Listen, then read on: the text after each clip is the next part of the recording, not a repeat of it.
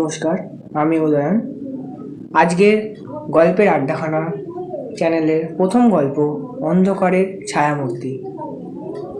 আমাদের চলমান দুনিয়ায় কতই না ঘটনা ঘটে চলেছে, যা আমরা সচক্ষে দেখতে পাই তা লৌকিক, ও যা আমাদের চোখের আড়ালে কিংবা জ্ঞান বুদ্ধির আড়ালে ঘটে তা অলৌকিক।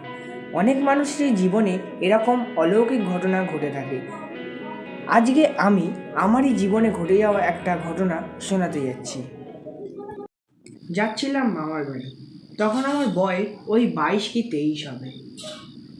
ট্রেন থেকে নামতেই মনটা জুড়িয়ে গেল, কিছুই প্রায় পাল্টায়নি।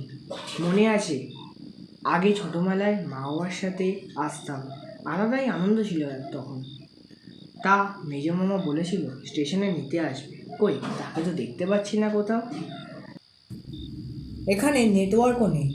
আবার অসহায়ভাবে স্টেশন থেকে নামলাম, দেখলাম কোনো জনমানুষ নেই কোথাও। একবার ভাবলাম আজকের রাতটা স্টেশনেই কাটিয়ে নিই, কিন্তু খিদেতে যে পেট চুইচুই করছে, সেই দুপুরে খেয়ে বেরিয়েছি। সুতরাং হাঁটা লাগালাম মেঠো পথ ধরে। আকাশে হালকা মেঘ করেছে, হয়তো বৃষ্টি হবে, এই ভেবে একটু জোরেই পা চালালাম।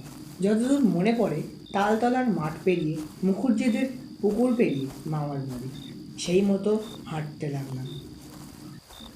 মাঠে যখন উঠলাম ততক্ষণে আকাশে আরও মেঘ জমেছে, হয়তো এখনই ঝমঝমিয়ে শুরু হবে বৃষ্টি। আমি আরও জোরে পা চালাতে লাগলাম। যার আশঙ্কা ছিল তাই হলো, 1 ফোঁটা 2 ফোঁটা করে শুরু হলো ঝমঝমিয়ে বৃষ্টি। আমি ছুটতে লাগলাম খোলা মাঠের ওপর দিয়ে। হঠাৎ দেখি একটা কালো ছায়ামূর্তি আমার দিকেই আসছে।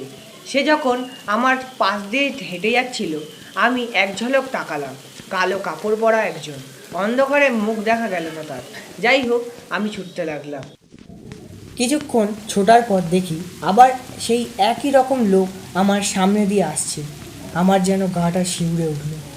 আবার সে একইভাবে আমার পাশ কাটিয়ে চলে গেল।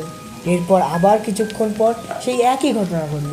তারপর আবার এবং আবার সেই একই ঘটনা। আমি যেন কোনো অসীম মায়াজালে আটকে পড়েছি। হয়তো আমি আমাদের স্বাভাবিক দুনিয়া থেকে ছিটকে অন্য কোনো দুনিয়ায় এসে পড়েছি। আর পারছি না, হাঁপিয়ে গেছি। আবজা চোখে দেখলাম কে যেন আসছে, সাদা পোশাক পরিয়ে তা এক লোক। অজান্তেই বললাম, মেরো না, মেরো না আমায়। যখন চোখ খুললাম তখন সামনে মেজো মামা দাঁড়িয়ে, ও ছোটো মামা আমার চোখে জল দিচ্ছে।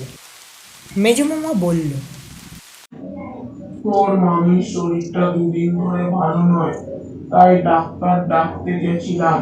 তাই স্টেশন যেতে দেরি হয়ে গিয়েছিল। তা স্টেশনের দিকেই যাচ্ছিলাম, দেখি তুই তালতলার মাঠের মাঝে পড়ে রয়েছিস অজ্ঞান অবস্থায়। আমি তোকে বাড়িতে তুলে নিয়ে আসলাম। ছোট মামা জিজ্ঞেস করলো, তুই কি কিছু দেখেছিস? আমি আলতো গলায় বললাম, মানে ওই একজন। মেজো মামা চোখের ইশারায় ছোট মামাকে চুপ করিয়ে আমায় বলল, আচ্ছা যাই হোক, তুই অনেকটা পথ পেরিয়ে এসেছিস, এবার একটু বিশ্রাম নে।